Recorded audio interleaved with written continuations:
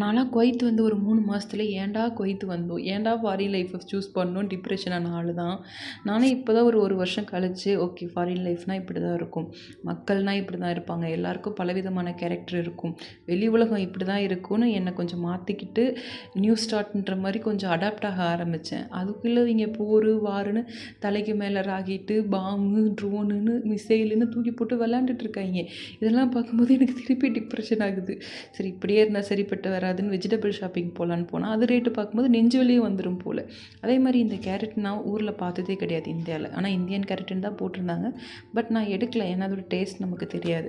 அதே மாதிரி ஊர்லலாம் வெஜிடபிள் ஷாப்பிங் போனோம்னா இந்த பச்சை மிளகா, கொத்தமல்லி, மல்லி இதெல்லாம் ஃப்ரீயாக வாங்கி பழக்கிட்டு, இல்லைன்னா ஒரு 5 ரூபாய்க்கு சின்ன கேரி பேக் ஃபுல்லாக போட்டு கொடுப்பாங்க.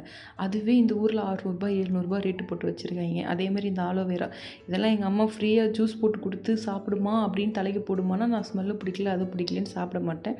இதெல்லாம் இவ்வளோ காசு கொடுத்தும் இந்த ஊரில் வாங்கி சாப்பிட்றாங்க. நமக்கு தான் இதோட அருமையெல்லாம் தெரியல. நெக்ஸ்ட் வீடியோவில் பார்ப்போம். சப்ஸ்கிரைப் பண்ணிக்கோங்க. பை.